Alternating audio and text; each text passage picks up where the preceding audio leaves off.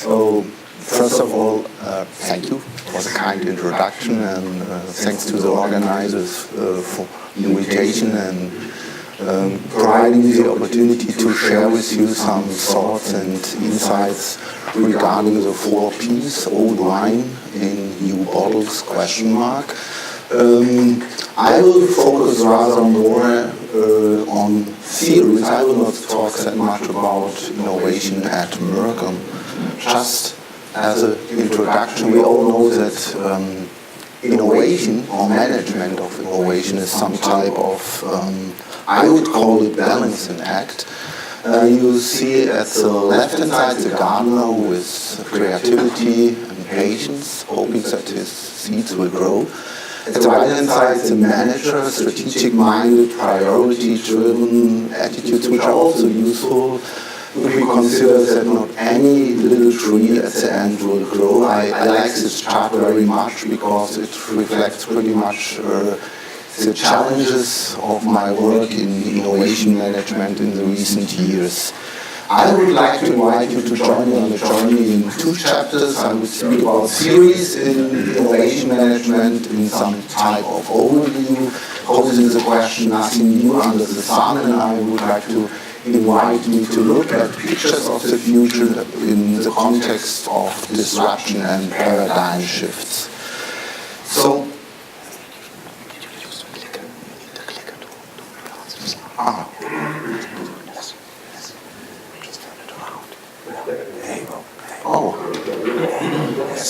there is some mismatch between this and this display. Okay, a disclaimer, so please do not accept secrets. I would rather more limit my talk on the blue quadrant of this portfolio. So I will not speak about something which is completely new and completely relevant. I will be in the comfort zone of this type of statements which are somehow reflecting the state of knowledge, experiences and patterns which are probably so often mentioned in management literature that they have been converted to platitudes. So this is according to the famous quote of Voltaire: the most useful books are those which encourage people to complete them. The title of my talk is associated with old wine. The question remains how to define old wine. I have selected 4 famous benchmark studies published in 91 and 92, reflecting best practices in R&D management. The studies of Managers Consultant, Park Roberts and SRI are reflecting traditional best practice studies, starting with a broad industry screening and then trying to deduce best practices from successful companies. The author group of AEL followed a different approach. AEL describes the evolution of a features company which applies step-by-step best practices.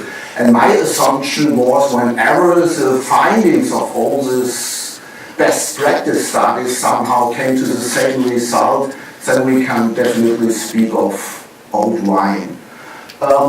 New wine, on the other hand, might be considered as an extract of selected papers of Harvard Business Review, just following the simple assumption that whenever something really new and relevant in the series of innovation management appears, it takes only a few months or probably a year, and then it will be published in Harvard Business Review. The 4 benchmark studies delivered insights in 9 different categories. Don't be concerned now. In order to make a long story short, I will pick up only the first 4 categories, starting with the development of technology strategies. Here, just for quotation, best practices like corporate and business strategies are well defined and clearly communicated. Senior management is involved in the formulation of R&D strategy, and for at least 3 future products, technology strategies are defined. This is old wine, and even the definition of technology core capability is well described. R&D uses analytical tools, probably multiple tools. Technology are somehow categorized into basic technologies, key technologies, and pacing technologies, and obviously dedicated R&D personnel are charged with identifying and tracking core technologies. So again, Old Wine, the consulting company ADL, proposed a simple model. You all are familiar with this. This is a traditional technology life cycle, starting with pacing technology, key technology, base technology, and displaced technology. And the position of the life cycle curve obviously is a strong indicator for the strategic objective a technology can be used for. Now, obviously, research and development has plays different roles in different stages of the cycle. In the very front end, obviously, innovation plays a key role in establishing the business, and at the end of the stage, it's about cost cutting and contributing to cash flow. Now, a look on potential new wine here. Darwin and the Damon, an article from Harvard Business Review from 2004. They also suggest that obviously innovation comes in many forms, product, processes, and he builds categories like disruptive innovation, application or product innovation, which obviously are key in the early stages, whereas experimental innovation, marketing, business model, or even structural innovation are more important in the later stages. This is probably not that spectacular. What I appreciate in his paper is that he is somehow contributing to a precise description of the early phase of the innovation cycle with this specific ups and downs which you usually observe, especially in the high-tech area of technology development. And this is not reflected in this rather more deterministic model of ADL with this technology S-curve. So the author pretty much gives a focus on early market and what he calls the Jason, Bowley, Alley, and Tornado. In the early market, obviously, when the technology is introduced, it attracts the attention of early adopters or visionaries, which assume that this technology is somehow disruptive. But pragmatic buyers are curious but make no commitment. Then, in the chasm, the technology is somehow caught betwixt and between, so it is not cool anymore. So the early adopters are somehow leaving this development, and yet the pragmatic buyers are not doing commitments. Then the technology usually steps niche by niche into the market. It's like in the bowling area. This is where the metaphor of a bowling pin comes into place. In terms of project selection, obviously analytical tools are used in order to select projects. Multiple analytical tools are usually used, but, and this is something very important, there is an emphasis on gut feeling, which is described here as reliance on professional judgment. Selection of projects should lead to a balanced project portfolio. Speaking that much about balance, let us have a look on such type of traditional attractiveness versus risk portfolio. And in this portfolio, obviously the first question is, what is your favorite quadrant in this portfolio? Yeah, what we all want to have in our hands are pearls, attractive and low risk. And what we would like to avoid is this type of white elephant projects. So white elephants are animals which are regarded as sacred. They should not work, they are not allowed to work, but they consume resources. And this you want definitely to avoid in your portfolio. This is quite easy. The question is now how to get pearls. And pearls, like in nature, they're not falling from heaven. Usually you have to seed oysters in order to get pearls. Oysters are projects starting with a high risk, and by means of business development and by means of research and development, you reduce risk, and obviously you have to seed 10 oysters to get 2 or 3 pearls. Acknowledging the necessity to have oysters in your portfolio. Now the key question is, what is the correct balance between oysters and bread and butter projects? Bread and butter projects are reflecting somehow this incremental R&D, which you also need to maintain current business. The answer to this is not that easy, because the answer depends on your business strategy. You might now use the mental model of the Boston Consulting Matrix. If your business or your division is some type of cash cow or poor dog business, then obviously you have to avoid oyster projects. If the other way around, your business is question mark or star, so obviously your portfolio should have an emphasis on oyster projects. And this is was well described by Robert Cooper, who didn't invent portfolio management, but he contributed a lot in popularizing his ideas or his set ideas in the industry. New Wine here presented in the article Managing Risk and Reward in an Innovation Portfolio. I don't want to go into details now, I just want to conclude that here the author is proposing different types of axes. One axis he called how familiar the intended market is to the company and how familiar the product or technology is. Obviously, as more your project is in the upper right part of the portfolio, as higher the market and as higher the technology risk, the author suggests to use the bubble size to display a third dimension which correlates to the project's revenue. My conclusion is, in comparison with the models proposed by Cooper, this is nothing new under the sun. This is basically the same mental model which is applied.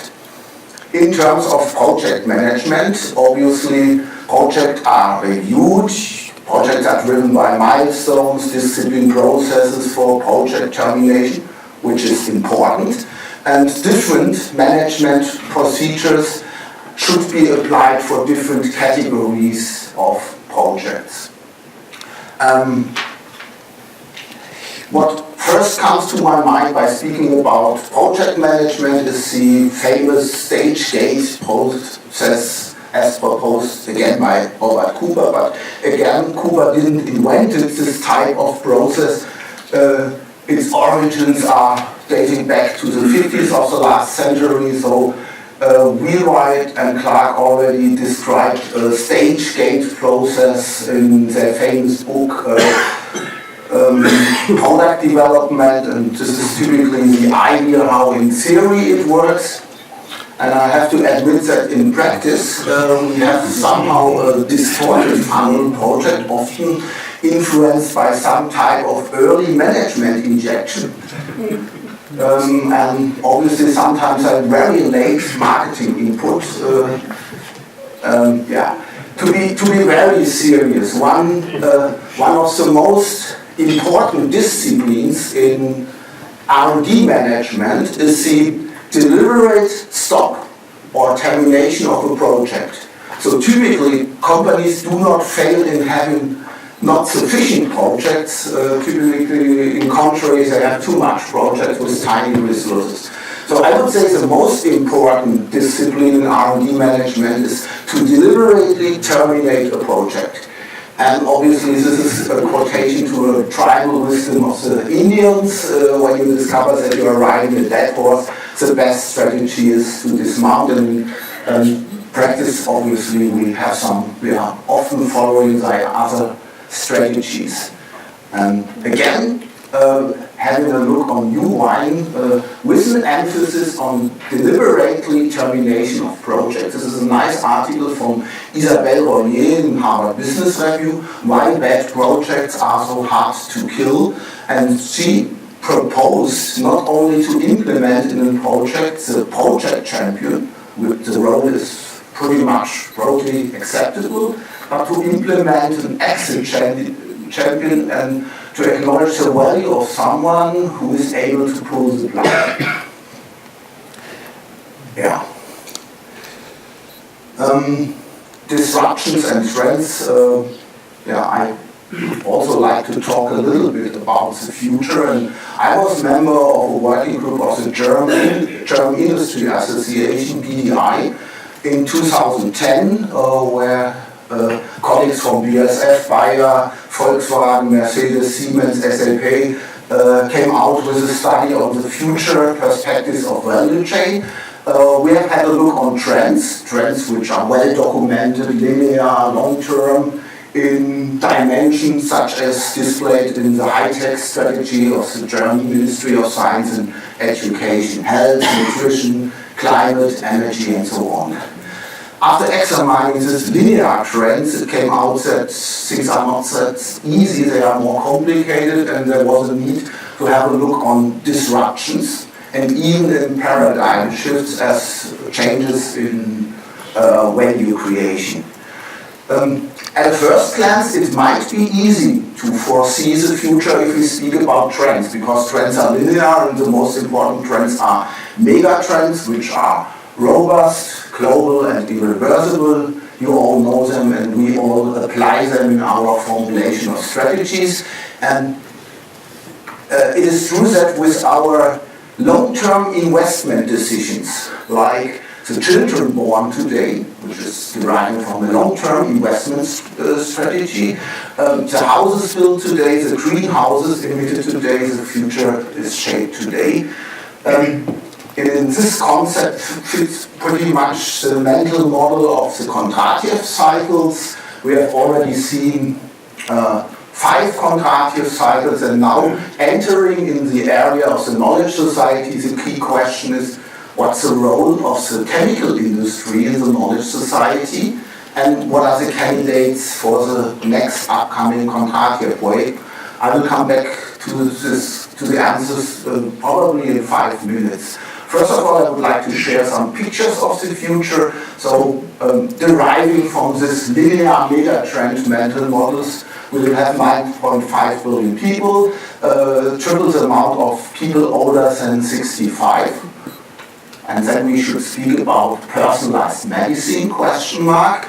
Urbanization definitely is a trend. We will have 70% of people in mega cities.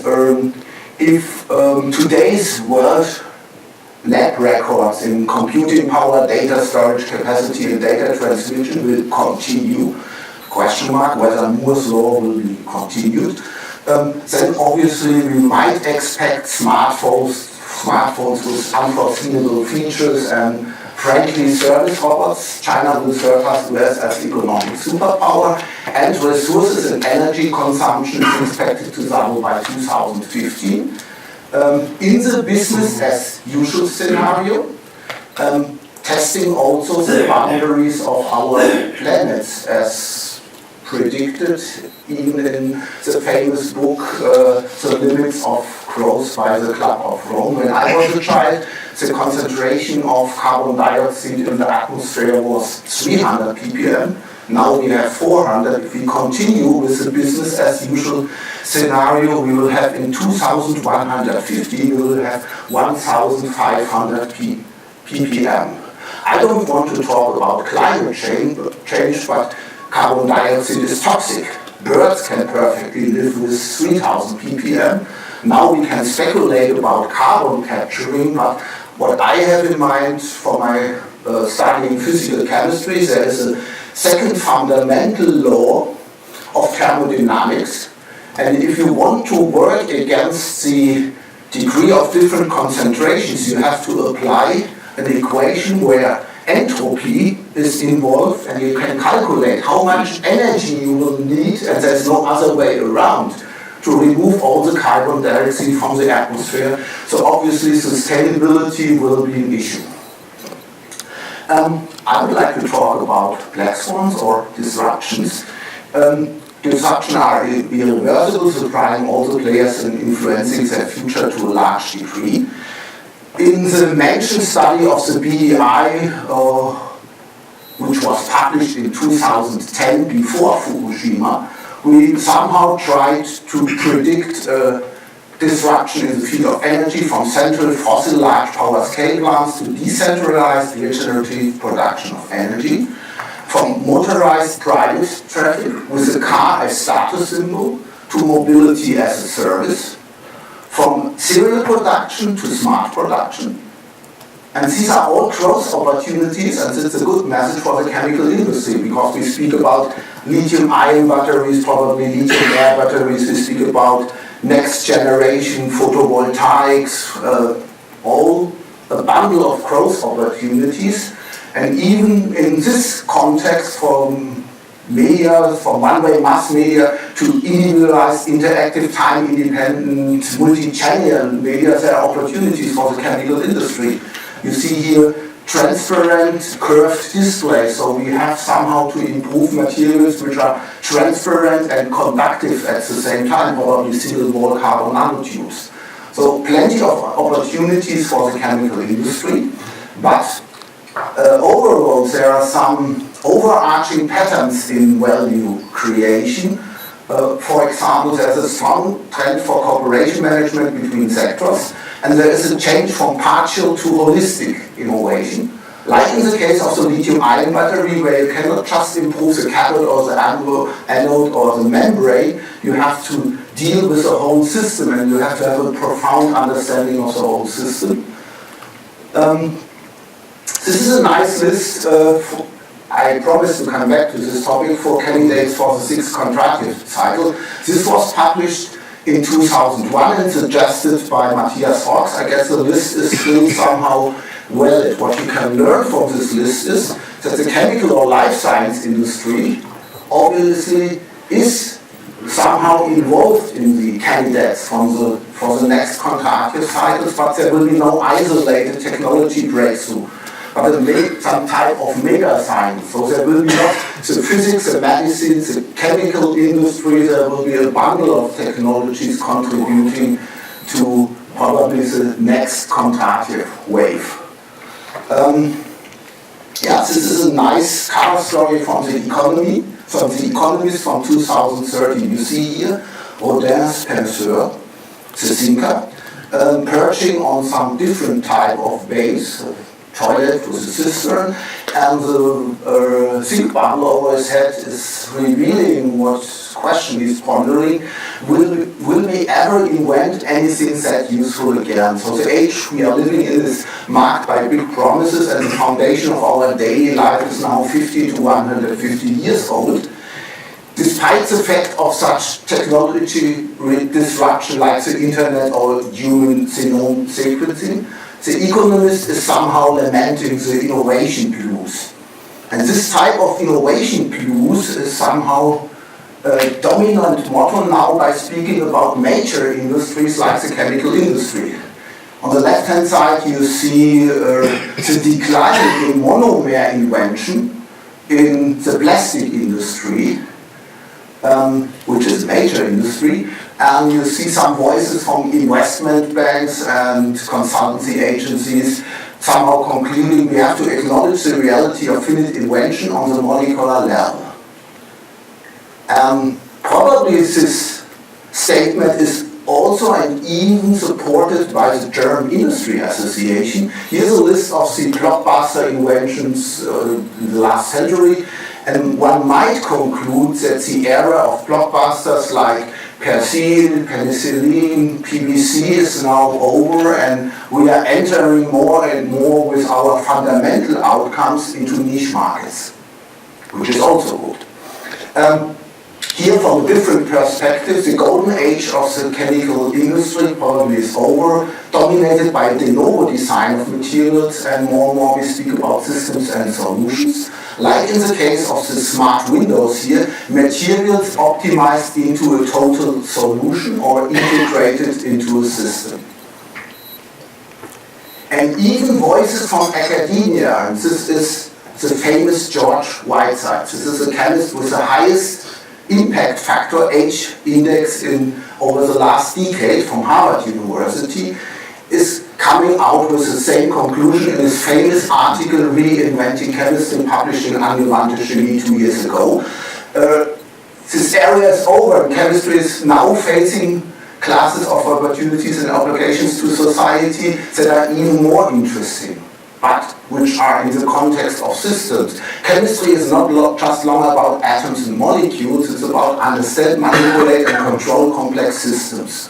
George Whiteside. Just to give you one specific example, take a look on the e-book reader, where the electrophoretic display is just based on very traditional materials. Silicon dioxide and carbon black in an electrophoretic display. So here we speak not about de novo design of new materials, we speak about system integration. And the question is now, 2 minutes. The curtain is closed and there are no answers, question mark. I will just tip some topics because reflecting all these paradigm shifts, we need new approaches in innovation management. Is there anything new under the sun? I selected arbitrarily some voices. So first of all, obviously we have to speak about business models, and the holy grail currently in elevator pitches is what we call business model canvas, a nice way of industrialization, a new mental model to put an idea in an elevator pitch in one PowerPoint slide based on 9 different building blocks. Obviously, innovation management has to tackle the question, what's the difference between component innovation, or what are the key performance indicators in innovation management at a subsystem level or at a system level. My favorite textbook in innovation management, Tit and Jean Besson. I have the honor to publish soon an article together with Jean Besson in Angewandte Chemie on the occasion of the 350 years anniversary of Merck, my company. Obviously we have to speak about the ambidextrous organization. Going back to the Roman god Janus, who had 2 sets of eyes, one pair focused on what lay behind, the other one on what lay ahead. Obviously, we need this type of ambidextrous organization, which exploits, looking in the past, but at the same time explores, which is well described now in literature. It's the task of senior management to integrate both cultures within a company, and obviously we have to leave this linear deterministic way of project management, so probably rather more following the motto act, learn, build, so to lead to perform somehow the progress in a project rather more in iterative cycles than in a deterministic way.